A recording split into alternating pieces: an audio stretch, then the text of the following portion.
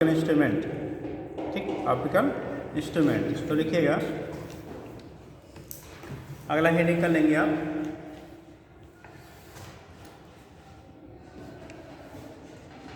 देखो, वैसे तो पहले के टाइम पे कई चीज़ें और एक्स्ट्रा थी, बट अब उस चीज़ों को हटा दिया गया है। ठीक, तो हम लोग पढ़ेंगे बेटा यहाँ से नेक्स्ट आपके टॉपिक जो आपके सिलेबस में है वो ऑप्टिकल इंस्ट्रूमेंट है। पहले आई डिफेक्ट वगैरह भी हम लोग पढ़ते थे, बट अब आई डिफेक्ट वगैरह क्या कर दिया गया, सिलेबस से रिमूव कर दिया गया है। ठीक, तो प्रेजेंट टाइम में हमें जो पढ़ना है,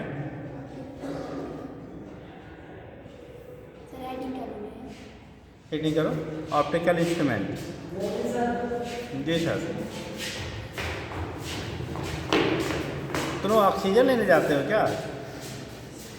हैं?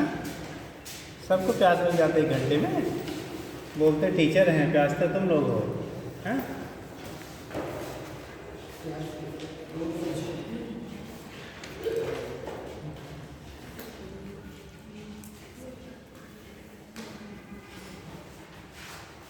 ऑन कर दे बेटा, वो हो गया ख़त्म। ठीक, नेक्स्ट हेडिंग करेंगे ऑप्टिकल इंस्ट्रूमेंट। बाकी आपका बेटा defect in vision, defect in क्या लेंसेज, वो सब हटा दिए गए हैं। ठीक, कौन सा? तो सब केवल डिस्पर्सन किया था। रुक जाओ बेटा, कहाँ तक लिया था उस डिस्पर्सन केवल क्या था? डिस्पर्सन डेविएशन दोनों किया था। दोनों नहीं किए थे, बताइए।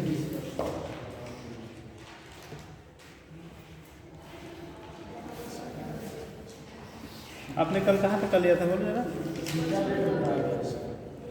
हो गया था, लिखिए आगे तक। अभी उसमें एक चीज़ बचा रहा होगा, कौन सा? डेविएशन विदाउट डिस्पर्सन बचा था ना, तो पहले उसको कर लीजिए। नेक्स्ट हेडिंग कर लेंगे बेटा।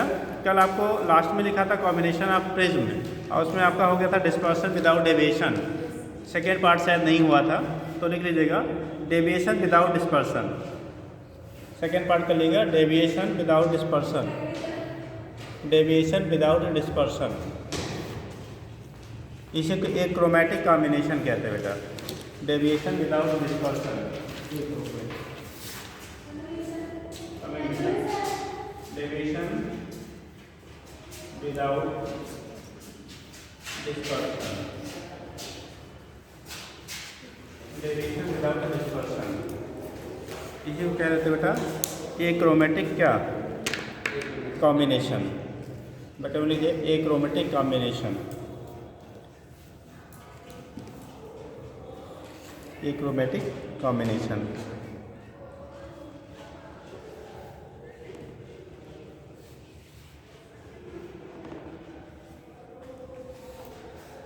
ये क्रोमेटिक क्या हो गया बेटा? कॉम्बिनेशन। देखो इसमें क्या होता है, डेविएशन तो शो करेगी, फाइनली जो इमर्ज आउट होगी वो डेविएट तो होगी, बट डिस्पर्स नहीं होती। डिस्पर्स मतलब अलग अलग कलर में वो क्या ब्रेक नहीं करेंगी। ठीक, तो यहाँ पे जब करते हैं, जैसे वहाँ पे हम लोगों ने दो प्रिज्म लिया था बेटा, ठीक है, एक क्राउन का दूसरा फ्लेंट का, वैसे यहाँ पे भी क्राउन और फ्लेंट का ही लेंगे। बस कंडीशन ये होता है कि यहाँ पे डेविएशन तो शो करेगा, बट डिस्पर्सन नहीं शो करेगा। जैसे ये देखो,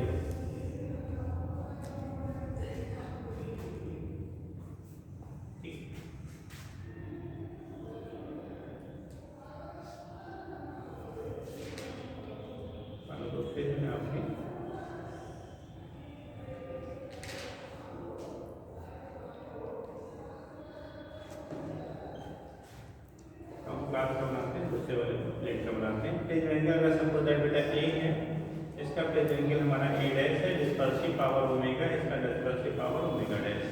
ठीक, अब की बात क्या करें, डेविएशन विदाउट डिस्पर्सन। कंडीशन आपका है डेविएशन विदाउट डिस्पर्सन का। तो रे जो आपकी इंसिडेंट होगी, रे सपोज दैट आप क्या होगी आपकी इंसिडेंट, ये क्या करेंगे, पहले वाला जो प्रिज्म है वो उसको क्या डिस्पर्स भी करेगा, डेविएट भी करेगा। हमेशा फर्स्ट पेज पे डेविएशन और डिस्पर्सन दोनों आपका होगा बेटा। ठीक, तो इस केस में क्या करते हैं हम लोग, यहाँ से भी दोनों जब जाके कंबाइन होगी। अब की बात ध्यान रखना, पीछे वाले टाइम पे क्या होता था बेटा, दोनों अलग अलग हो जा रहा था, बीच में एक दूसरे को कट कर देती। अभी तो कंडीशन बनेगा दोनों हमारा क्या मिलकर सिंगल बन जाते हैं। ठीक, बट यहाँ पे जो रे फाइनल निकलती है ना वो समथिंग दिस, और ये वाली जो इनिशियल जा रही थी, देखो दोनों क्या हो रही है, पैरेलल है, नॉन पैरेलल है, ठीक, दोनों कैसी हैं आपकी, नॉन पैरेलल हैं। अब कन्वर्ज भी हो सकती है, डाइवर्ज भी हो सकती है, वो डिपेंड करेगा कौन कितने क्या डिस्पर्सिव पावर किसका कितना है क्या है, ठीक है, उसके बेस पे। तो यहाँ पे क्या हो रहा है, ऊपर वाली रे रेड होगी, ये वाली हमारी क्या था वायलेट, ये वाला यहाँ वायलेट है, ये वाला क्या है रेड। फाइनली अगर इंसिडेंट हुई थी वाइट रे, वाइट से जाएगा। ठीक, अगर वाइट रे इंसिडेंट हुई थी तो क्या हो जाएगा, फिर सारे जो भी कंबाइंड हो जा रहे हैं तो वाइट रे के फॉर्म में ही क्या होगा, ये इमेज हो जाएगा, ठीक। तो यहाँ पे डेविएशन हो रहा है बट डिस्पर्सन नहीं हो रहा, तो इसी को हम लोग कह देते हैं डेविएशन बेटा विदाउट डिस्पर्सन। कंडीशन हो गया डेविएशन विदाउट डिस्पर्सन का, ठीक।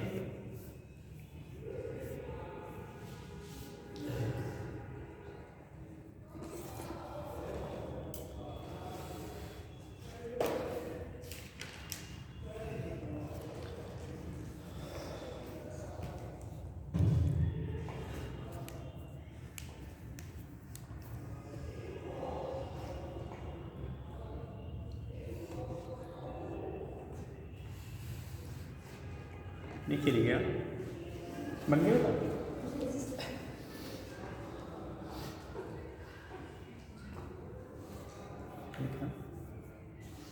For condition of deviation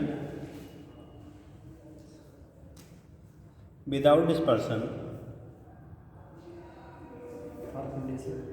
of deviation without dispersion. देखो डेविएशन के लिए जनरल फार्मूला हम लोग पढ़ते थे बेटा क्या, mu B minus mu R into A, ठीक। तो वहाँ पे जब लिया था आपने तो उस कंडीशन में यानी म्यू माइनस वन इंटू ए के बराबर करते थे, ठीक। कोई कलर के लिए जैसे मान लो लेता है वायलेट के लिए तो mu B minus one into A, red के लिए mu R minus one into क्या लेते थे, तो ये क्या लेते थे, mu R minus one into A का लेते थे। तो अगर हम लोग यहाँ पे डेविएशन तो हो रहा है बट डिस्पर्सन नहीं हो रहा है, डिस्पर्सन का मतलब नेट डिस्पर्सन यानी कि थीटा की वैल्यू क्या हो जाएगी, 0 हो जाएगी। फर्स्ट प्रिंट से जो होगा सेकंड प्रिंट से दोनों का जो रिजल्टेंट वैल्यू होगा वो 0। और डिस्पर्सन के लिए लेते थे एंगुलर, जब डिस्पर्सन लिखा था थीटा इक्वल टू कितना mu B minus mu R into A लिया था, ठीक। तो उस कंडीशन में क्या करेंगे, यहाँ से जब दिखाएंगे तो ए और ए डैश में रिलेशन अगर आप निकालेंगे, जैसे अगर थीटा की वैल्यू नेट जो वैल्यू होगी वो थीटा मतलब सी प्लस थीटा क्या एफ दोनों के सम के बराबर होगा, और ये नेट वैल्यू हमारी क्या हो रही है 0। बोला कि नेट डिस्पर्सन नहीं हो रहा है, नेट रे आपकी डिस्पर्स नहीं हो रही है, और जब नेट डिस्पर्स नहीं हो रही है तो इसका मतलब दोनों के द्वारा जो डिस्पर्सन होगा वो क्या होगा, अपोजिट होगा, एक दूसरे को कैंसिल कर देंगे।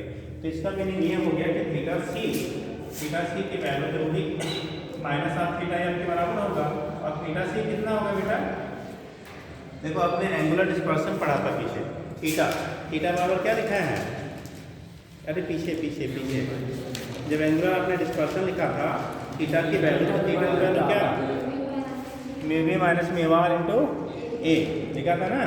तो यहाँ पे दोनों प्रिज्म के लिए क्या करिए आप डिस्पर्सन लग लीजिए, मान लो इसके लिए जो डिस्पर्सन है ये हो गया mu B minus mu R into A. दूसरे वाले के सपोज कर लो इसको लिखिए म्यू बी डैश माइनस कितना mu R dash into A, ठीक।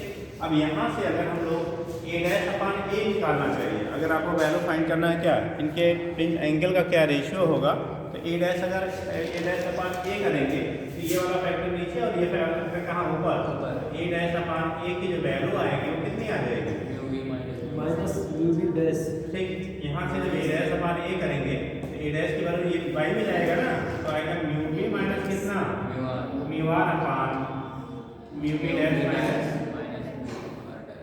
Mu R dash.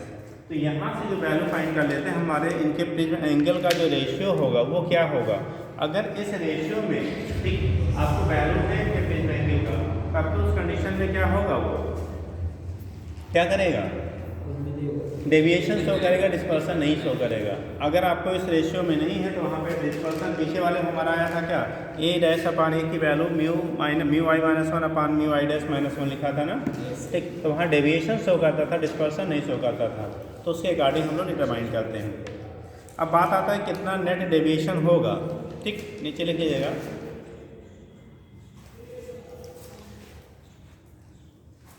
आपने डिस्पर्सिव पावर बेटा पहले वाले का ग्राउंड का ओमेगा लिया है और प्लेट वाले का ओमेगा डैश लिया है, तो नीचे लिखिएगा। नोट हो गया यहाँ तक?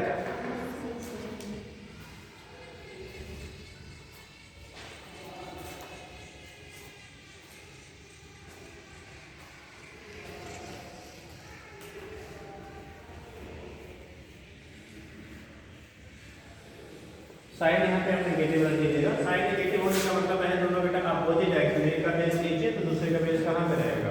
ऊपर की तरफ है। साइन जो रिप्रेजेंट कर रहा है कि दोनों अपोजिटली रखे गए हैं, ठीक? जी sir.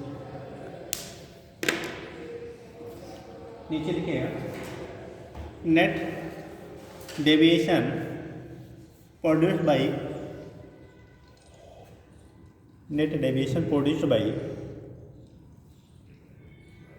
net deviation produced by combination या एक क्रोमेटिक कॉम्बिनेशन कर लो। Net deviation produced by a chromatic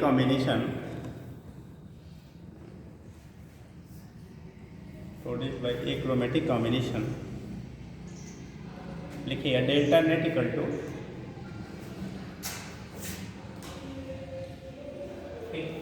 one minus omega बान ओमेगा डैश।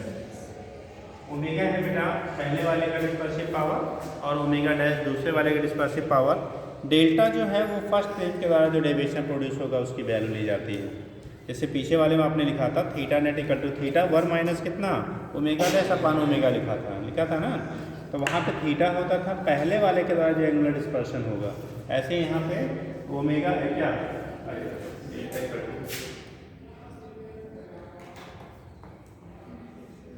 डेल्टा क्या लिखा आपने? डेल्टा वन माइनस ओमेगा क्या अपान ओमेगा डैश। तो पहले वाला डेल्टा जो है वो है कि रिप्रेजेंट करता है फर्स्ट वाले प्लेन जो आपको दिया गया है उसके द्वारा कितना आपका डेविएशन प्रोड्यूस होगा। ये डेल्टा है बेटा, delta net equal to delta one minus omega upon omega dash. ये डेल्टा जो आपको रिप्रेजेंट करता है यही लिख लीजिएगा, इसे लिख लीजिए वेर डेल्टा क्या रिप्रेजेंट करेगा? यहाँ डेल्टा लगा होगा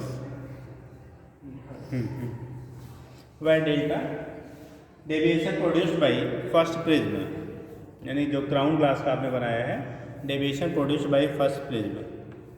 और डेल्टा नेट जो है जो कॉम्बिनेशन के द्वारा आपका डेविएशन होगा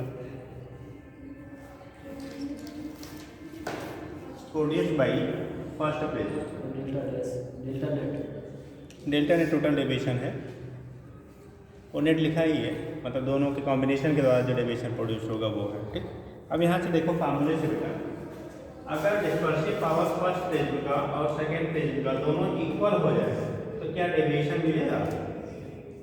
तो चल रहा है जैसे फर्स्ट प्रिज्म का डिस्पर्सिव पावर जो है वो ओमेगा लिया आपने, सेकेंड प्रिज्म का डिस्पर्सिव पावर लिया ओमेगा डैश। अगर फर्स्ट प्रिज्म का जो डिस्पर्सिव पावर है और सेकेंड प्रिज्म का जो डिस्पर्सिव पावर है दोनों की वैल्यू सेम हो जाए, दोनों की वैल्यू कैसे हो जाए? इक्वल हो जाए। उस केस में delta net equal to delta one minus omega by omega, omega by omega one, और वन में से वन सब्ट्रैक्ट होगा जीरो, तो डेविएशन की वैल्यू क्या हो जाएगी? जीरो हो जाएगी। अगर दोनों के डिस्पर्सिव पावर दोनों प्लेन के बराबर हो जाए, ठीक है, तो उस कंडीशन में नेट डेविएशन की वैल्यू क्या होगी? जीरो हो जाएगी। और डिस्पर्शन तो ऑलरेडी में जीरो लिया ही, तो एज ए स्लैब खाली काम करेगा, वो फिर प्लेन जैसे काम नहीं करेगा, ठीक। तो ये केस आपका होता है डेविएशन और डिस्पर्शन कैसे होंगे, इसके बेस पर आप यहाँ से क्या करते हैं? रिप्रेजेंट कर लेते हैं। ये डेविएशन या डिस्पर्शन क्या होगा वहाँ से आपका रिप्रेजेंटेशन हो जाता है, हो जाएगा। चलिए, तो ये तो हो गया था। बाकी एक चीज़ आप लिख ही रहे हैं, लिख लीजिए, देखिए scattering of light, scattering of light. और थोड़ा बेटा फास्ट पढ़ना शुरू करिए क्योंकि टाइम कम बचा हुआ है, ठीक है। अब इस बार 1 महीना डिले स्टार्ट हुआ था, 14 जून को हुआ था, इस बार 17 जुलाई को हुआ था, ठीक। 1 महीना ज़्यादा है, ठीक। छुट्टियाँ तो रहती ही रहती हैं। हाँ बेटा, क्या नहीं चलेगा तो वो तो था ही, बशर्ते डिले होता गया उधर से सिस्टम का जो भी रहा हो। चलिए लिखें, आप सिलेबस आप जानते ही कितना रहता है। लिखो स्कैटरिंग ऑफ लाइट, एडी करेंगे स्कैटरिंग ऑफ लाइट।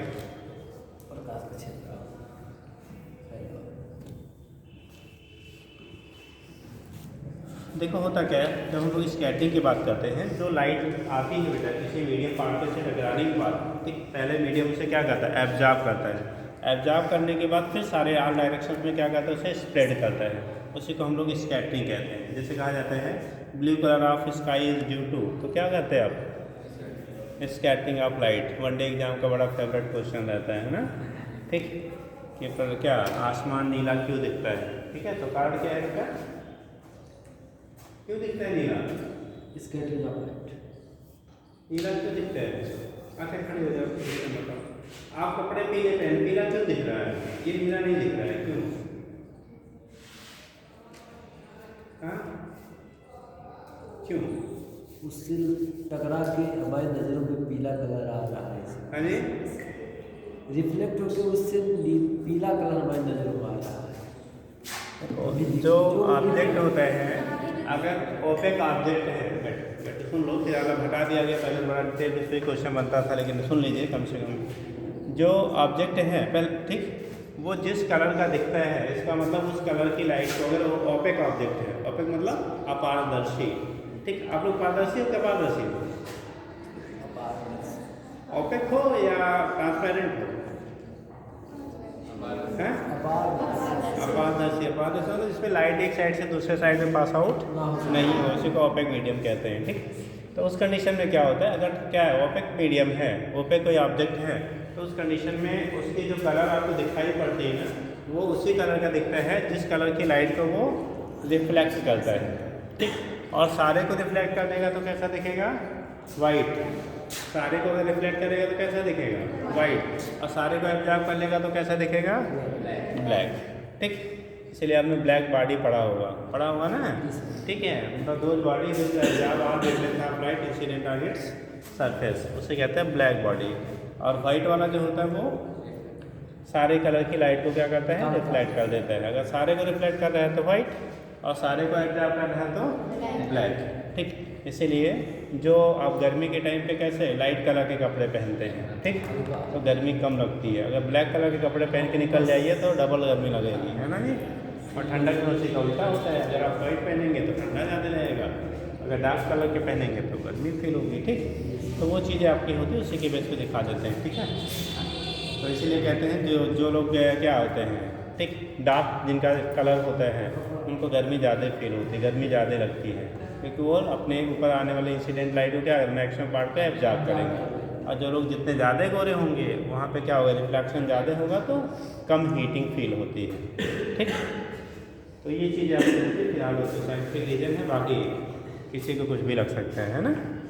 चलो देखो, तो ये तो केस आपने क्या लिया बेटा, तो लिख लीजिए स्कैटरिंग तो लाइन, देखिए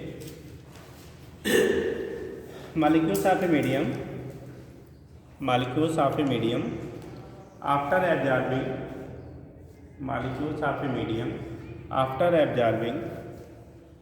incoming light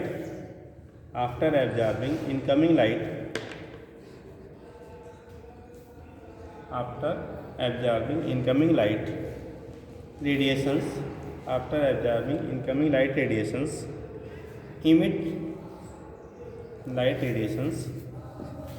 emit them in all direction।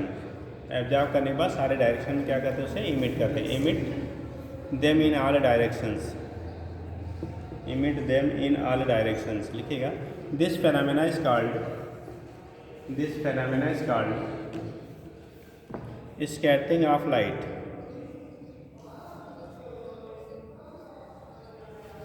नीचे लिखिए स्कैटरिंग ऑफ लाइट। नेक्स्ट नीचे लिखेंगे अकॉर्डिंग टू लेलिथ, साइंटिस्ट आपके थे बेटा Rayleigh, RAYLEIGH, according to Rayleigh, RAYLEIGH, Rayleigh, according to क्या लिखा बेटा, लेलिथ साइंटिस्ट है बेटा, ठीक। ठीक है, the intensity of scattered light,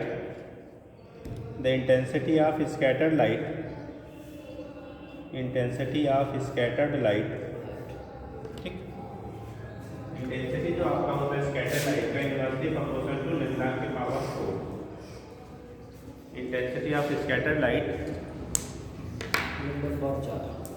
inversely proportional to lambda की पावर क्या होता है बेटा 4। ठीक, अब अगर हम लोग एग्जाम्पल कर लेते हैं बेटा स्कैटरिंग पे, सबसे ज़्यादा जो कॉमन आपको पूछा जाता है, ठीक, कि आपको क्या जो स्काई कलर, ठीक, एग्जाम्पल कर लो, एग्जाम्पल्स कर लीजिए, इसका एग्जाम्पल्स आप क्या या फेनोमेना बेस्ड ऑन स्कैटरिंग कर लो, फेनोमेना बेस्ड ऑन स्कैटरिंग देखिएगा, फेनोमेना बेस्ड ऑन स्कैटरिंग,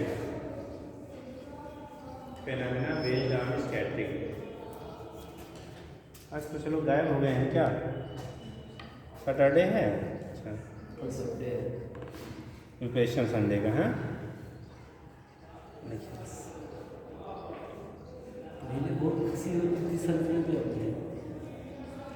चलो देखो, तो फेनोमेना बेस्ड ऑन स्कैटरिंग पहले लिखिएगा,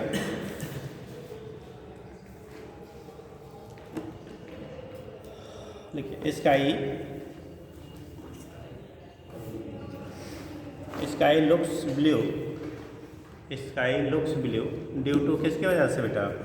scattering. Sky looks blue due to scattering, ठीक, ड्यू टू स्कैटरिंग। जो सन से रेडिएट होने यानी एनर्जी जो आपकी इमिट हो रही है बेटा, उनमें स्कैटरिंग जो होती है सबसे ज़्यादा किसकी होगी? ब्लू। लेमडा की वैल्यू सबसे ज़्यादा किसकी होती है? रेड कलर की। और आपने कहा कि इंटेंसिटी ऑफ स्कैटरिंग जो होता है लेमडा की पावर 4 की इनवर्सली प्रोपोर्शन है। इसका मतलब जिसका वेवलेंथ ज़्यादा होगा उसकी स्कैटरिंग क्या होगी? कम होगी, उसकी इंटेंसिटी कम स्कैटर्ड होगी। और रेड कलर का वेवलेंथ सबसे ज़्यादा होता है, इसलिए सबसे कम स्कैटर्ड करता है। वायलेट कलर का वेवलेंथ सबसे क्या होता है? कम होता है, तो सबसे ज़्यादा स्कैटर्ड करता है। अब ऐसे दिखना चाहिए था तो वायलेट, लेकिन बेटा हम लोग पढ़ते हैं विद योर, पढ़ते हो ना अमाउंट विद योर। तो ये जो आपका कलर होता है वेरी क्लोज होता है, विजुअलिटी की पॉइंट आप उसके लिए बहुत डिस्टिंग्विश नहीं हो पाता है। तो ओवरऑल जो दिखता है वो कैसा नजर आता है? ब्लूइश कलर के। तो जैसे होता है ना, कुछ कलर होते हैं डोमिनेंट होते हैं और कुछ कलर होते हैं क्या, आपने बायोलॉजी वाले हो ना सब लोग रिसेसिव और डोमिनेंट कैरेक्टर पढ़ा है ना। कुछ कलर होते हैं जो बहुत दिखते हैं, जैसे इन्होंने रेड पहन रखा है, खड़े हो जाए भैया। अब अगर कोई 1 किलोमीटर दूर होगा ना, यहाँ तक नज़र आ रही हो तो भी उसको रेड दिखेगा, बट इन्होंने पहन रखा, आप भी खड़े हो जाइए। अब इनका जो कलर है वो बहुत दूर से विजुअलाइज्ड नहीं होगा, ठीक। रीजन क्या है? क्योंकि वो डोमिनेंट कलर है। तो ऐसे ही जो होता है इनमें जो डोमिनेंट फैक्टर आता है वो कौन सा आता है? ब्लू। तो हमको दिखता कैसा है? ब्लू दिखता है, ठीक है। तो ये केस आपका होता है, वहाँ से दिखा देते हैं। इसलिए कहा जाता है स्कैटरिंग की वजह से, चूँकि स्कैटरिंग सबसे ज़्यादा वायलेट कलर की है, वायलेट ब्लू इनको उससे रेशियो में, तो इसलिए ब्लूस दिखता है, ठीक। आगे कंडीशन आपका होता है बेटा, जितने भी आपने कल बताया था सनसेट और सनराइज के टाइम पे सन ब्लैक दिखता है कि वाइट? सनसेट और सनराइज के टाइम पे सन ब्लैक दिखता है कि वाइट?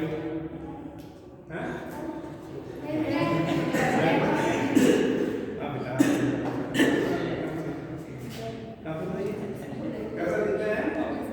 सूर्योदय और सूर्यास्त के टाइम पे सूर्य देवता का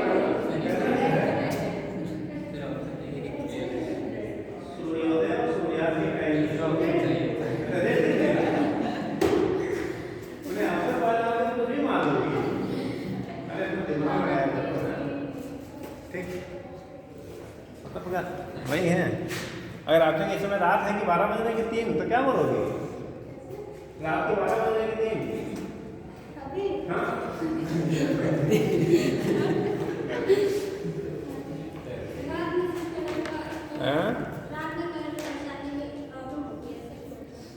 हाँ बेटा, इंटेंसिटी घट जाती है, लाइट की इंटेंसिटी बहुत कम रहती है, तो हम डिस्टिंग्विश नहीं कर पाते। बाकी हमारे आई में आपने राड सेल कौन सेल पढ़ा होगा, बायोलॉजी वाले सर लोग से पूछना क्या है, ठीक, इसीलिए कट जा रहा है। आप कुछ ना जानो, सीधे डॉक्टर बनो, बस पेट फाड़ो हैं, ठीक। चलो देखो, हो गया बेटा।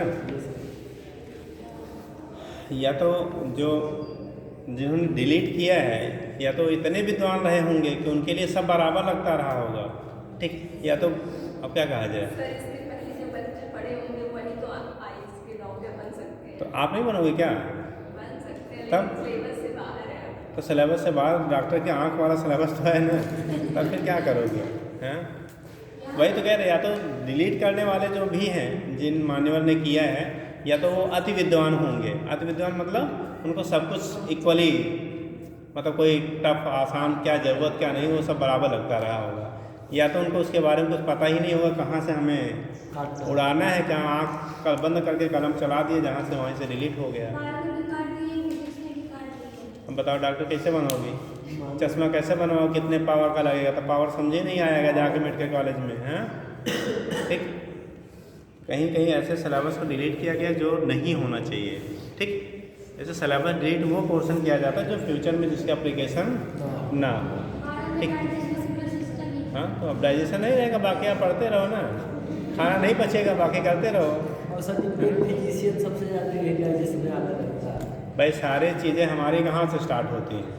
अगर आपके डाइजेस्टिव सिस्टम फिट है तो मोस्ट ऑफ चीज़ें आपकी रिमेंस क्या रहेंगी, सही रहेंगी। वैसे सर जो फिजिशियन डॉक्टर रहते हैं यही सब बताते देखा, तो उस कंडीशन में पता लगा आप वहाँ पे पढ़ के जाओगे नहीं तो सीधा मेडिकल कॉलेज में उसको पढ़िएगा, अब कितना समझिएगा वो तो बात की बात रहेगी। ठीक, चलिए ठीक, ऐसे बहुत सारी चीज़ें डिलीट की गई हैं जो नहीं होनी चाहिए थी, बट अब कैसे किया गया है वो तो ऊपर वाले की कहानी है। क्या लिखा गया,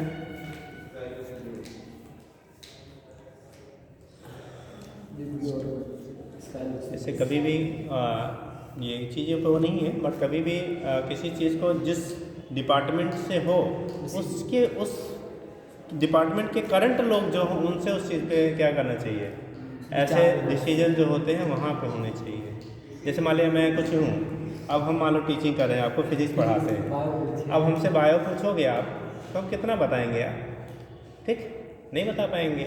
या हमसे आप हिस्ट्री के बारे में पूछोगे, कक्षा 8 तक पढ़े रहे होंगे तो क्या यार हाई स्कूल में कितना आपको आएगा, कुछ नहीं आएगा, भूल गया आप 20 साल पता है कितना साल पहले पढ़े हुए हैं यार।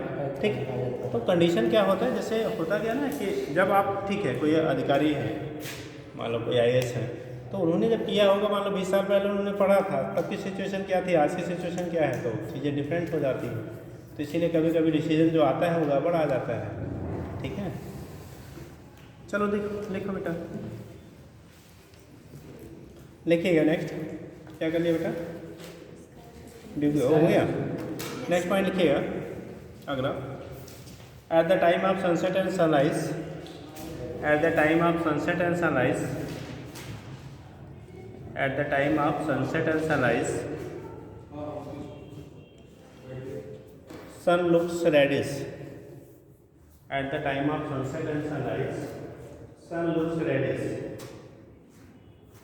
at the time of sunset and sunrise sun looks कैसा, reddish, at the time of sunset and sunrise sun looks reddish। ठीक, सब वो स्केटिंग पे ही है बेटा। ठीक, ऐसे हम लोग कहते हैं डेंजर सिग्नल और क्या किस कलर के होते हैं, डेंजर सिग्नल रेड कलर के बनाए जाते हैं, रेड कलर जिससे वो दूर से क्या करे, दिखाई पड़ जाए। ठीक, तो डेंजर सिग्नल जो भी बनाए जाते हैं वो रेड कलर के बनाए जाते हैं जिससे उसकी विजिबिलिटी लॉन्ग डिस्टेंस से रहे। ठीक है, तो वो भी आपका डिस्पेंस पे डिपेंड करेगा, स्कैटरिंग पे बेस होता है। लाइट आपकी स्कैटर कम करेगी तो दूर से आपको दिखाई पड़ेगा। जी कुछ पूछना चाह रहे हैं? सनसेट के समय वो गिरा हुआ था, हैं? सनसेट के समय सन गिरा हुआ, अच्छा, गिरा, लुढ़का हुआ, इसके पास में लगता है। हमारा यार कैसा रहेगा, इसलिए मानते हैं कि प्रकार इलेक्ट्रॉन मानते हैं सेफ की रिसर्च करते हैं। ठीक, तो मानो पेश करके है। ठीक, प्रेजेंट टाइम में आप यहाँ पे हो, मानो यहाँ पे आप रहते हो और सूर्य देवता हमें तब तक दिखते हैं जब तक उनकी रोशनी हमारी आंखों पे पड़ती रहती है। मतलब इस लोकस से और यहाँ तक अगर है तो हमें क्या करेंगे, दिखाई पड़ेंगे। ठीक, जब ये हमारे क्या होते हैं इस पोर्शन पे होंगे, जैसे हमारे ध्यान आते हैं नीचे आते हैं, तो उस कंडीशन में यहाँ से क्या अब सन यहाँ सटा नहीं है, ये तो बात अलग है, हम यहाँ आपको दिखा रहे हैं। रुक जाओ, ऐसे करके थोड़ा सा ज़्यादा ऊपर तक हो गया, मालूम दिख रही है जिस पे आप रहते हैं, है ना। अब कंडीशन हमारे सूर्य क्या करते हैं, इस हम सन के चारों तरफ क्या करते हैं, दीवार करते हैं। सन नहीं दीवार करता है, हमको लगता है ना सूर्य उधर से निकलते हैं इधर आ जाते हैं, वो नहीं आते, हम जाते हैं। हम क्या करते हैं, इनके चारों तरफ हमारी पृथ्वी क्या करती है, रोटेट करती है। तो अगर मान लो सन है, ठीक, तो इस केस में मान लो यहाँ पे हमने दिखा दिया आपको। ठीक, अब ये आप यहाँ पे हो, मान लो आप दोपहर के टाइम पे हैं, आपके सन कहाँ दिख रहे हैं? ऊपर जैसे, है ना, दिखाई पड़ रहा है। अब आप ये रोटेट हो रहा है, क्या हो रहा है अपने एक्सिस पे? रोटेट हो रहा है। रोटेट होते होते आप कहाँ पहुँचेंगे? मान लो यहाँ पहुँच गए। अब आप यहाँ पे हो, तो यहाँ से जो सूर्य यहाँ से आ रही रोशनी, वो कैसे आ रही है? ये आपको ऐसे आएगी ना, तो यहाँ तक आए तो हमें कहाँ लग रहा है? जैसे हमें लग रहा है ये सूर्य यहाँ नहीं होकर क्या हो रहा है? कहीं आप पृथ्वी के पास में यहाँ पे आप जो कह रहे हैं आप लुढ़के हुए दिखते हैं, लुढ़के नहीं दिखते, वो अपीयरेंस ऐसा होता है, ठीक। वो अपनी पोजीशन पे हम रोटेट होते रहते हैं, इसलिए हम अपोजिट साइड में जाते जब इधर आ जाएंगे तो क्या हो जाएगी? रात हो जाएगी यार, फिर इधर पहुँचेंगे तो क्या होगा? दिन हो जाएगा, है ना। इसलिए ऐसा हमें फील होता है, ठीक है। अब सब हट गया है यार, टाइम जब कहीं भी बोलते रेनबो की कंडीशन होती है, देखते हैं जब आपको रेन लाइट जो होती है वाटर ड्रॉप से टकराने के बाद फिर रिफ्लेक्ट बैक होकर हमारे आंखों में पड़ती है, बारिश के टाइम जो बनता है वो भी अपोजिट टू द सन। अगर सन किधर इधर की तरफ है तो रेनबो किधर बनेगा? इधर की तरफ। अगर सन इधर है तो रेनबो किधर बनेगा? अपोजिट टू द सन होते हैं। कहाँ से? TIR बिना शो करके, किससे? जो वाटर ड्रॉपलेट्स होते हैं उनसे रिटर्न जाए जब होता है तब का फॉर्मेशन तो हटा दिया है, क्या किया जाए, ठीक।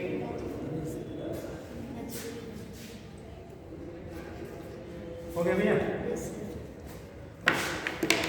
तो ये सारे एप्लीकेशन तो लिख लियो। Danger signals are made up of red colour, ठीक है ना।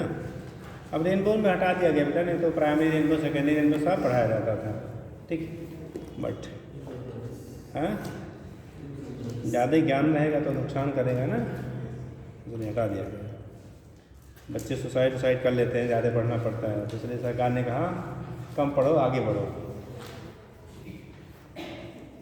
हो गया बेटा? चलिए अब हम लोग को पढ़ना है बेटा माइक्रोस्कोप। हेडिंग करेंगे माइक्रोस्कोप। Optical instrument. हाँ जी बेटा, ऑप्टिकल इंस्ट्रूमेंट। हाँ हेडिंग ऊपर करो ऑप्टिकल इंस्ट्रूमेंट है, तो आप माइक्रोस्कोप ही पढ़ना है। हेडिंग आपको बोल रही है ऑप्टिकल इंस्ट्रूमेंट, उससे पढ़ेंगे माइक्रोस्कोप।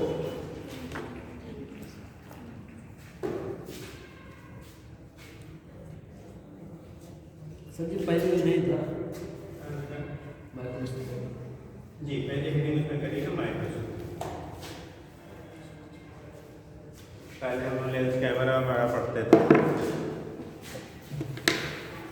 चलिए माइक्रोस्कोप देखो सिंपल सा होता है बेटा, हमें कोई भी ऑब्जेक्ट कितनी बड़ी दिखेगी वो डिपेंड करता है उस ऑब्जेक्ट के द्वारा हमारे आई पे बनने वाले विजुअल एंगल पे, ठीक। किसी भी ऑब्जेक्ट, कोई भी ऑब्जेक्ट हमें कितना बड़ा या छोटा दिखता है वो एक्चुअल में उस ऑब्जेक्ट की साइज पे डिपेंड नहीं करता है, वो ऑब्जेक्ट आपके आई पे कितना विजुअल एंगल फॉर्म करता है उस पर डिपेंड करता है, ठीक। जैसे हम लोग देखते हैं, एक सिंपल सा एग्जाम्पल ले लो, एरोप्लेन होता है ना।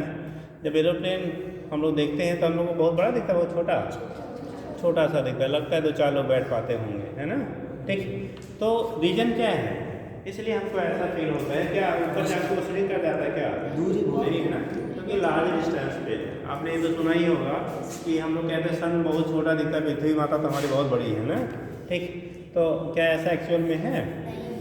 ऐसा नहीं है। रीजन क्या है? क्योंकि सन हमसे बहुत फार्दर डिस्टेंस पे है, इसलिए हमको कैसा दिखता है? छोटा। और जो हमारे क्या स्टार्स दिखते हैं वो भी बहुत बड़े बड़े हैं, बट क्या होता है, ठीक है, हमको बहुत छोटे दिखते हैं। रीजन क्या है कि डिस्टेंस हमारी क्या जैसे जैसे बढ़ती है वैसे वैसे उस ऑब्जेक्ट के द्वारा जो आपके आई पे बनने वाला विजुअल एंगल होता है वो घटता जाता है, ठीक। तो उसके डिक्रीजमेंट की वजह से ऑब्जेक्ट आपको कैसा दिखता है? छोटा दिखता है। अब जितने भी इंस्ट्रूमेंट हम लोग यूज़ करेंगे बेटा, चाहे वो सिंपल माइक्रोस्कोप हो, चाहे कंपाउंड माइक्रोस्कोप हो, चाहे टेलीस्कोप हो, जो भी आप यूज़ करते हैं, ठीक, उन सारे इंस्ट्रूमेंट का एक ही काम है, आपके आई पे बनने वाला जो विजुअल एंगल है, दृष्टिकोण से क्या कहते हैं जी? दृष्टिकोण, तुम ही लोग जानो, ठीक।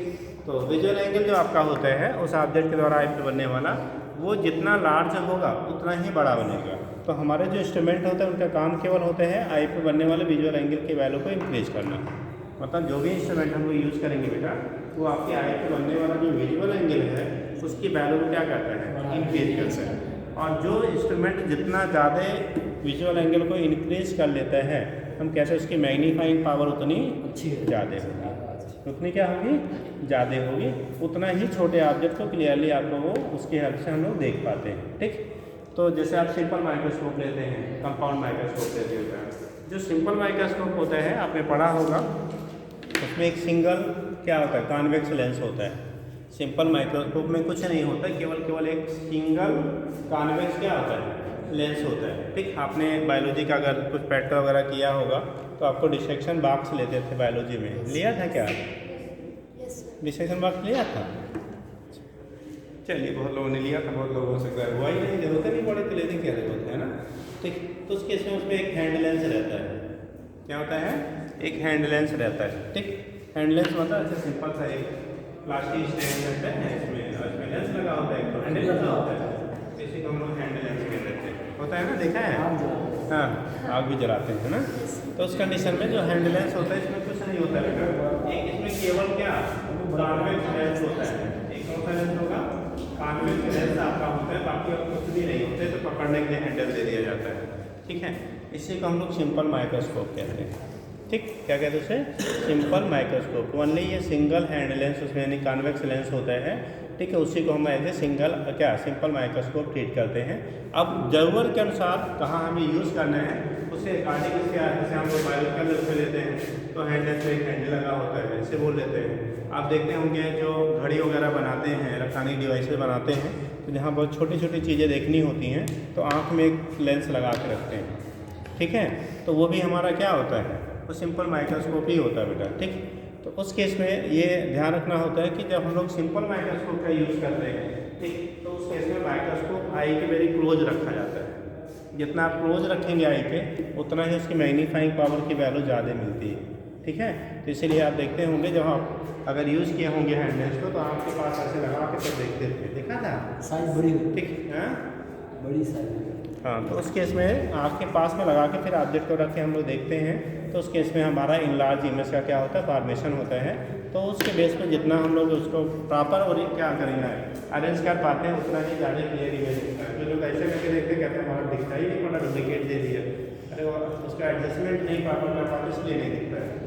ठीक, तो वो चीज़ें आपकी होती हैं, वहाँ से आप रिप्रेजेंट कर लेंगे क्या होता है। तो ये कोई भी इंस्ट्रूमेंट जो भी है, फिर हम पहले पढ़ेंगे माइक्रोस्कोप, तो ये सारे इंस्ट्रूमेंट का काम है एंगल जो बनता है विजुअल एंगल उसको बढ़ाना। ठीक, आप एक एग्जांपल जैसे दे दो, विजुअल एंगल समझ लीजिए जो नहीं जान सकता।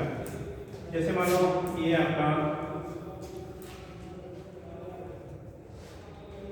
मान लो ये आपकी आई है, क्या है आपकी आई है। ठीक, हमने एक ऑब्जेक्ट यहाँ रखा, ध्यान रखना, उसी ऑब्जेक्ट को आपने यहाँ रखा, सेम हाइट सेम ऑब्जेक्ट है, थोड़ा टेढ़ा लाइन हो जा रहा है, उसी ऑब्जेक्ट को आपने यहाँ रखा, उसी ऑब्जेक्ट को आपने यहाँ रखा, सेम ऑब्जेक्ट सेम साइज की है। हमने एक 3 पोजीशन आपको दिखाने के लिए लिया, 3 पोजीशन पे लिया। ठीक, अब इस ऑब्जेक्ट के द्वारा आपकी आई में जो बनने वाला एंगल है बेटा यहाँ पे इतना बड़ा। ठीक, उसी ऑब्जेक्ट को हमने दूर शिफ्ट किया तो देखो एंगल की वैल्यू क्या हो गई, बड़ी हो गई या छोटी, तो एंगल बन रही है बड़ी हुई छोटी, छोटी। उसी को आपने और दूर ले लिया तो अब जो एंगल बनेगा वो और भी क्या हो जाएगा, छोटा। अगर और अवे कर लेंगे तो एंगल की वैल्यू और भी क्या करेगा, रिड्यूस हो जाएगा। यानी कि जैसे जैसे ऑब्जेक्ट आपका दूर जा रहा है वैसे वैसे आपकी आई में बनने वाला विजुअल एंगल क्या हो रहा है, घटता जा रहा है। तो ऑब्जेक्ट जो आपको दिखेगा बेटा ना वो इसकी एक्चुअल साइज से नहीं हमें मतलब है, हमारे आई पे बनने वाला एंगल कितना ये बना रहा है वो डिसाइड करता है तो हमें कितना बड़ा दिखाई देगा। ठीक, तो जितना ज़्यादा बड़ा आपको क्या एंगल बनाएगा हम बोलेंगे वो आपको उतना ही लार्ज साइज़ का दिखता है, और जितना क्या करेंगे आपका स्मॉलर एंगल बनाएगा आई पे उतना स्मॉलर साइज़ का दिखता है। इसीलिए येलो प्लेन जब ऊपर होता है तो उसके समय हमको छोटा दिखता है, और जब पास में आप जाते हो प्लेन कहाँ पे एयरपोर्ट पे तो बड़ा दिखता है। ठीक, तो उस कंडीशन में जो होता है उसके साइज़ वेरी करने का रीज़न वही है क्योंकि आपके आई पे बनने वाले विजुअल एंगल की वैल्यू जैसे जैसे डिस्टेंसेस चेंज होती हैं वैसे वैसे चेंज होगा। अवे मूव करेगा ऑब्जेक्ट या आप ऑब्जेक्ट से अवे मूव करेंगे तो आपका एंगल घटेगा तो साइज़ आपको क्या स्मॉलर एपियर होगा, और जब आपका क्या होगा पास में होगा तो साइज आपको लार्जर एपियर होता है। तो जो इंस्ट्रूमेंट हम इसकी जगह पे यूज़ करते हैं उसका एक ही काम है कि उस जो एंगल विजुअल एंगल बना था उसकी वैल्यू क्या कर दे, वो इंक्रीज कर दे। विजुअल एंगल की वैल्यू क्या करे, वो इंक्रीज कर दे। ठीक है बेटा, तो ये बात समझ में क्या काम करेगा? तो जितने आप इंस्ट्रूमेंट पढ़ेंगे। जी सर। इसमें ऐसा भी होगा कि इसका पोजीशन भी चेंज हो जाए। किसका? बढ़ते बढ़ते जैसे ऑब्जेक्ट वैसे दूर लेते जाएं, उसके बाद ऐसा भी होगा कि जो ऑब्जेक्ट है अपने एक्चुअल पोजीशन से ना दिखे और पहले दिखे या बाद में। किसके द्वारा? अगर दूरी बढ़ेगी, जैसे एंगल घट रहा है, हाँ, एंगल घटा है। दूरी बढ़ाते जाएं तो ऑब्जेक्ट को पहले नहीं दिखेगी, एंगल आगे उससे पहले आगे गिर जाएगा। एंगल घटती जाएगी, एंगल पहले कैसे गिर जाएगी? एक्चुअल पोजीशन से इधर उधर दिखेगा, ऐसा भी तो होगा। वो तो आप जब इसको ले जा रहे हो ना, ये दूर आपका जा रहा है, ठीक।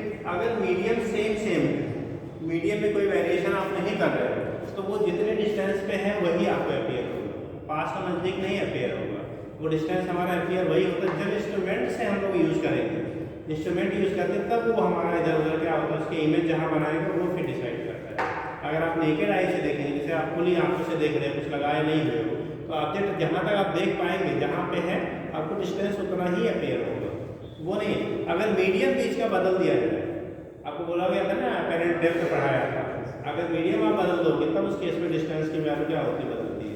बाकी साइज में आपका वेरिएशन आएगा, वो डिस्टेंस नहीं वेरिएगा, मीडियम सेम है, ठीक। खाली इनको छोटा दिखता है। हाँ बेटा, खाली इनको छोटा दिखता है। हाँ, छोटा आपको दिखेगा, ठीक। उसके डिस्टेंस आपको कम या ज़्यादा नहीं दिखेगा अगर मीडियम आपसे और ऑब्जेक्ट के बीच में वो सेम है, उसमें कोई वेरिएशन नहीं है तो, ठीक है। इसका कोई मैक्सिमम एंगल नहीं है कि उसके बाद थोड़ा बिट छोटा दिखेगा क्या? हाँ बेटा, कोई मैक्सिमम एंगल नहीं है इसका कि उसके बाद ऑब्जेक्ट छोटा दिखना शुरू होगा। छोटा दिखना, आप जैसे जैसे डिस्टेंस बढ़ाओ, जैसे हमें आप यहाँ पे इतने डिस्टेंस पे है, तो आपकी एक्चुअल साइज और जो हमें अपीयर हो उसमें कोई वेरिएशन लगभग नहीं के बराबर है। लेकिन आप अगर यहीं से चले जाओ रोड तक तो थोड़ी बहुत वेरिएशन आएगी। अब यहाँ से रोडवेज चले जाओ, अगर आप देख पाते हैं आपको, तो उस केस में आपकी साइज थोड़ी क्या करेगी, और घटेगी। आप चले जाओ गोरखपुर, वहाँ से अगर आप दिख रहे हैं तो और छोटे हो जाओगे, ठीक। तो कंडीशन क्या होगा, वो डिस्टेंस जैसे जैसे आप बढ़ाओगे वैसे वैसे क्या होगा, घटता जाएगा। हाँ, ये होता है कि आप पास में होते तो उतना अपीयरेंस नहीं होता है, तो हमें रियल ही दिखता है। जैसे आप हमें देख रहे हो तो हम जितनी हाइट के उतने दिख रहे हैं, 4 फीट नहीं हो गए, ठीक है। तो उस कंडीशन में क्या होगा, लेकिन जब हमारे डिस्टेंसेस बढ़ती जाती है तब वो हमें फिर अपीयर होने लगता है, नहीं चेंज अपीयर होने लगता है, ठीक। हो गया बेटा। तो हेडिंग कर रहे थे बेटा, क्या थोड़ा सा लिखना शुरू करिए। माइक्रोस्कोप तो लिखिएगा, it is an optical instrument, it is an optical instrument used to see, it is an optical instrument used to see very small object, used to see very small object,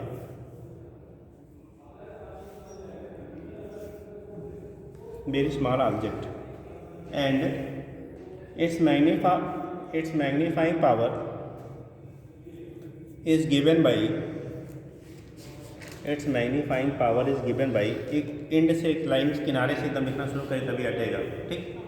magnifying power is given by, देखो magnifying power क्या होता है, जो instrument कितना actual उसकी जितनी आपकी क्या है साइज़ है, उसके रिस्पेक्ट कितना उसकी साइज़ को घटा बढ़ा सकता है, ठीक। क्योंकि हम बढ़ाने के लिए यूज़ करते हैं, इसीलिए उसे मैग्नीफाइंग पावर कहते हैं, ठीक।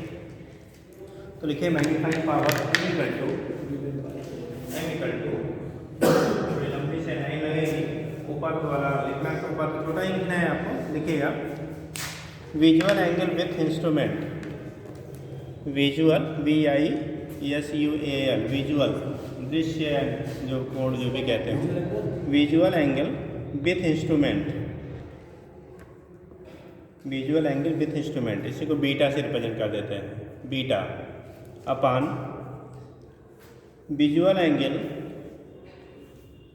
Without instrument, visual angle without instrument when object is placed, visual angle without instrument when object is placed, when object is placed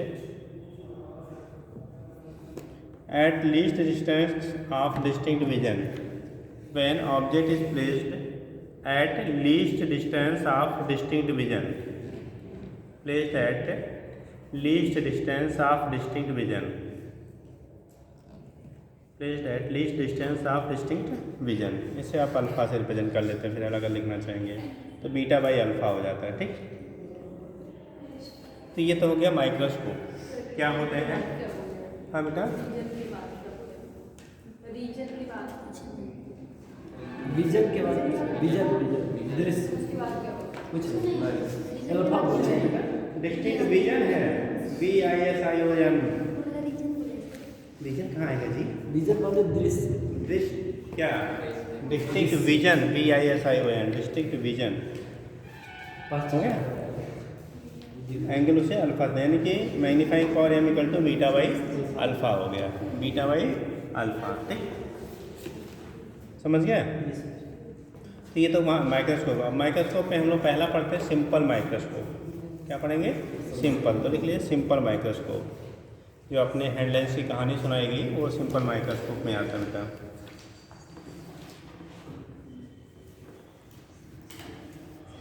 simple microscope. Simple microscope में सिंगल कॉन्वेक्स लेंस होता है बेटा, जिसकी focal length small ली जाती है। तो लिख लीजिएगा it is a single convex lens, it is a single convex lens of lesser focal length, it is a single convex lens of lesser focal length, it is a single convex lens of lesser focal length, single convex lens of lesser focal length. ये single convex lens आपका इसमें होते हैं जिसकी focal length की value क्या होती है? आपकी स्मॉल होती है, of lesser focal length. It is a single convex lens of lesser focal length. ठीक, इसी को हम लोग बेटा मैग्नीफाइंग ग्लास या रीडिंग ग्लास भी बोला जाता है। इसी को आप क्या कहते हो? मैग्नीफाइंग ग्लास या सिंपली रीडिंग ग्लास भी हम लोग कह लेते हैं। ठीक, तो it is also called magnifying glass or reading glass, magnifying glass और रीडिंग ग्लास। रीडिंग अरे पढ़ने के लिए यूज़ करते हैं। ठीक, अब इसको हम लोग करते क्या है, जो हमारा ऑब्जेक्ट होता है, ठीक है, जो हमारा क्या है ऑब्जेक्ट है, उसको इस तरह से एडजस्ट करते हैं कि इसकी जो इमेज आपकी बनती है। हमेशा सुन लीजिए बेटा, जब सिंपल माइक्रोस्कोप का हम लोग यूज़ करते हैं तो ऑब्जेक्ट को कहाँ पे रखा जाता है? इनफाइनाइट पे, ठीक, 2F पे, F पे, F और P के बीच। सिंपल माइक्रोस्कोप का जब यूज़ किया जाता है तो उस केस में ऑब्जेक्ट जो होता है, ठीक है, ऑब्जेक्ट की जो लेंस से यानी माइक्रोस्कोप से डिस्टेंस होती है वो कितनी होती है? इनफाइनाइट पे आप रखोगे ऑब्जेक्ट को, ठीक, या इनफाइनाइट और 2F के बीच में रखेंगे, या 2F और F के बीच में रखेंगे, या F और P के बीच रखा जाता है। क्या सब क्वेश्चन? सिंपल माइक्रोस्कोप के द्वारा अगर किसी ऑब्जेक्ट को देखना है, ठीक, उस केस में ऑब्जेक्ट जो होगा वो कहाँ पे रखा जाएगा? इनफाइनाइट पे, इनफाइनाइट और 2F के बीच में, 2F और F के बीच में, F और P के बीच में। 2F के पहले ही उधर होना चाहिए, चाहे ना, अभी उससे बड़ा दिखेगा, वो बड़ा दिखेगा। चलिए देखिए होता क्या बेटा, हम लोग सिंपल माइक्रोस्कोप की जो यूज़ करते हैं, एक तो स्मॉलर ऑब्जेक्ट को देखने के लिए करते हैं, दूसरा नियर ऑब्जेक्ट को देखने के लिए करते हैं, पास में जो ऑब्जेक्ट होता है। ठीक, तो उस कंडीशन में अगर मान लो जैसे आपको घड़ी बनानी है, ठीक, अब आपको पेज खोलना है, अगर आप 2F और F के बीच में रख देंगे तो बड़ा तो दिखेगा सर, बट उल्टा दिखेगा। खोलना था इधर वाला पेज, खोल दिया इधर वाला पेज, तो इसलिए कंडीशन क्या होती है, हम लोग F और P के बीच में रखते हैं। मतलब जो सिंपल माइक्रोस्कोप होता है उसका यूज़ करते समय बेटा ऑब्जेक्ट को फोकस और पोल के बीच में रखा जाता है। इसीलिए जब हम लोग देखते हैं ना, जिसको देखना होता है इस ऑब्जेक्ट को बड़े पास में करके देखा जाता है। ठीक, तो उस केस में तभी आपको क्लियर आपका क्या बनता है, उसका इमेज दिखाई पड़ता है। तो लिख लीजिएगा, बोल द पॉइंट। देखिए, ड्यूरिंग अगला क्वेश्चन नोट कर लीजिए। During use of simple microscope, during use of simple microscope, during use of simple microscope, object must be, during use of simple microscope, object must be put object must be put between focus and pole या lens and focus, जो भी कर लो, ठीक है। Focus and pole या lens and focus, focus और lens के कहाँ पे बीच में रखा जाता है, ठीक। तो अगर हम लोग दिखाते हैं बेटा कैसे होगा, देखो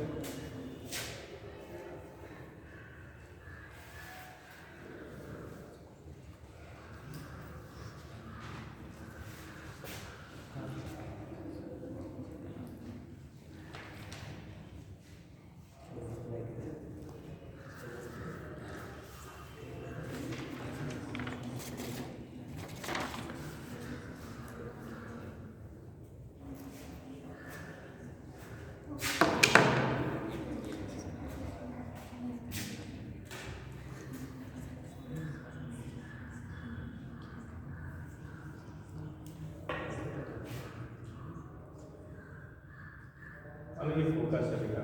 तो ऑब्जेक्ट को हमेशा हम लोग रखें फोकस और लेंस के बीच में। तो जो आपका एक के लिए जाती है कहाँ से जाएगी, यानी कि पैरेलल आने वाली रेज जो होती है वो हमेशा फोकस से पास आउट होती है, ठीक। कहाँ से पास होती है, फोकस से पास आउट होती है। दूसरे को आपका सेंटर से ले लेंगे, ये आपका सीधा सीधा क्या होता है, पास आउट हो जाता है। देखो ये रे कहाँ हो रही, डाइवर्ज हो रही है आगे जाके ना। अगर डाइवर्ज हो रही तो आगे का इमेज बनेगा क्या, आगे आपका इमेज का फॉर्मेशन नहीं होगा। तो इन्हीं को हम लोग पीछे की तरफ क्या करते हैं, बैक साइड में ले जाते हैं, जहाँ पे ये दोनों जाके एक दूसरे को कट करेगी वो हमारा इमेज की क्या हो जाती है, पोजीशन हो जाती है। तो ये आपका इमेज बन रहा है, क्या बन रहा है, आपका इमेज बन रहा है, ठीक। उस केस में अगर इस इमेज को एक बार इस ऑब्जेक्ट को हम लोग डिस्टिंक्ट विजन पे रखें तो जो एंगल बनेगा, और दोबारा इस इमेज को से आपको क्या डी पे रखा जाए, डिस्टेंस क्या, लीस्ट डिस्टेंस और डिस्टिंक्ट विजन कितना होता है बेटा, स्पष्ट दृष्टि की न्यूनतम दूरी 25 सेंटीमीटर याद रखिए। स्पष्ट दृष्टि की न्यूनतम दूरी कितनी होती है, 25 सेंटीमीटर, ठीक। और जो हमारा क्या होता है, फारदेस्ट डिस्टेंस जब लेते हैं तो इनफाइनाइट लिया जाता है, मतलब हम 25 सेंटीमीटर से इनफाइनाइट तक के डिस्टेंसेस को क्लियरली देख सकते हैं अगर आपकी आई अनडिफेक्टेड है, ठीक। इसीलिए जब आप लोग पढ़ा करिए तो सर्कुलेशन जो है एटलीस्ट 25 सेंटीमीटर क्या मेंटेन रहे। कुछ लोग तो आँख में ही लगा लेते हैं बुक को, है ना, ठीक, या बुक पे ही लेट जाते हैं पढ़ते पढ़ते, ठीक। तो उसका कम से कम 25 सेंटीमीटर आपकी डिस्टेंस क्या हो, मेंटेन हो, तब आपके आई पे प्रेशर नहीं पड़ेगा। अगर आप उससे पहले रखते हैं या दूर रखते हैं, पहले दूर रखते हैं कोई बात नहीं, बट पहले रखते हैं तो चश्मा लगेगा, आपको चश्मा जल्दी लगेगा, है ना, ठीक। चलिए, और जिनको लग चुका है अगर वो और करेंगे तो उनके पावर और बढ़ जाएंगे, हैं। तो ऐसा लगने वाला ना सोचा तो हमको कुछ नहीं होना तो हो गया, है ना, तो उनके क्या होंगे, पावर और बढ़ जाएंगे, ठीक। तो ये केस आपका होता है बेटा, हम लोग दिखाते हैं तो निकालेंगे। तो यहाँ मैग्नीफाइंग पूछा था, मैग्नीफाइंग पावर दो पोजीशन हम लोग फाइंड करते हैं। एक जो final image found at least distance D पे, लीस्ट डिस्टेंस और डिस्टिंक्ट विजन को हम लोग कैपिटल डी से दिखाते हैं, ठीक। एक बार कहाँ पे फाइनल इमेज डी पे बनता है तब उस केस में मैग्नीफाइंग पावर हम लोग फार्मूला रखते हैं। दूसरा होता है जब आपका फाइनल इमेज इनफाइनाइट पे बने। अब कुछ टर्म सुन लीजिए क्योंकि बार बार आएगा, क्वेश्चन में भी आता है। एक होता है अनस्टेन्ड कंडीशन ऑफ आई, एक अनस्टेन्ड मतलब जब आई पे कोई तनाव ना आए, ठीक। तो जब ऑब्जेक्ट इमेज हमारा कहाँ पे इनफाइनाइट पे बनता है तो उस केस में आपके आई पे कोई स्ट्रेन नहीं आता है, ठीक है। अगर आप इमेज जो है आपका क्या डी से अंदर बन रहा है तो उस कंडीशन में आपके आई पे क्या होगा, स्टेंड होगा, तो उसे स्टेंड कह लेते हैं। जैसे अगर पेन ले आप सब लोग कर सकते हैं बैठकर, ऐसे पास में रखो जरा 1 मिनट के लिए, बताओ आपके पास ऐसे करो, देखो उसको कुछ दिमाग टेंशन हो रहा है, क्या हुआ, मतलब स्ट्रेन हो रहा है, पेन हो रहा है, अजीब सा है ना, थोड़ी देर तक करते रहो अभी दर्द करने लगेगा, ठीक। तो वो रीज़न क्या है, क्योंकि आई को फिर इस ऑब्जेक्ट को देखने के लिए क्या करना पड़ा, अपने फोकस को एडजस्ट करना पड़ा ज़बरदस्ती। जैसे आप कोई काम करते हैं ना, एक तो हमारे मन कर रहे हैं हम कर रहे हैं, एक हमसे ज़बरदस्ती कराया जाए तो फिर वो अच्छा हुआ क्या। कितने लोग ज़बरदस्ती पढ़ने आते हैं वहाँ तक, ज़बरदस्ती पढ़ने वाले यहाँ तक जिसको मम्मी पापा जो से भेज देते जाओ पढ़ के आओ नहीं तो खाना नहीं मिलेगा, ऐसा तो नहीं है जी, हैं? ऐसा नहीं है, मन से आते हो, अच्छी बात है ना। तो ज़्यादा पढ़ना चाहिए तुम लोगों को जब मन से आते हो। हाँ, हम जो अपने मन से करते हैं उसमें तो ज़्यादा बेटर करते हैं ना, थोड़ा ज़्यादा पढ़िए भाई। हाँ चलो देखो, तो इस केस में जो होता है यहाँ से हम रिप्रेजेंट कर लेंगे। अब लिख लीजिए बेटा, क्या लिख लिया आपने, स्टेटमेंट हो गया। तो यहाँ पे दो फार्मूले हम लोग लिखेंगे, एक मैग्नीफाइंग पावर, जब हम आपका क्या फाइनल इमेज कहाँ पे बन रहा है, तो लिख लीजिए हेडिंग मैग्निफिकेशन या मैग्नीफाइंग पावर कह लेते हैं, मैग्नीफाइंग पावर या मैग्निफिकेशन कह लेते हैं। ठीक, इसका ए लिखना, when final image is formed at least distance of distinct vision is formed at least distance of distinct vision, formed at least distance of distinct vision,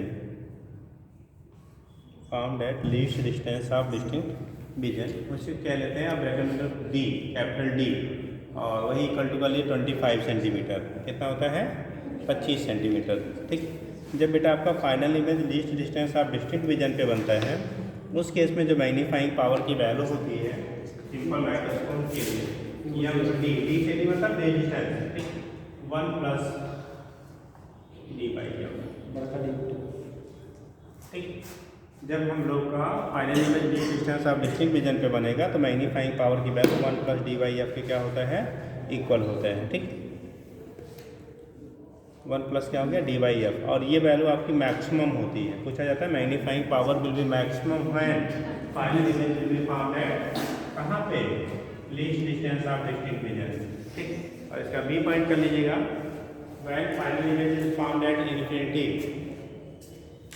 जब फाइनल इमेज हमारा infinite पे बनता है, क्या बनेगा बेटा इनफाइनाइट पे बनता है, उस केस में जो मैग्नीफाइंग पावर हो जाता है वो डी वाई एफ के इक्वल हो जाता है। ठीक, लिख लीजिएगा,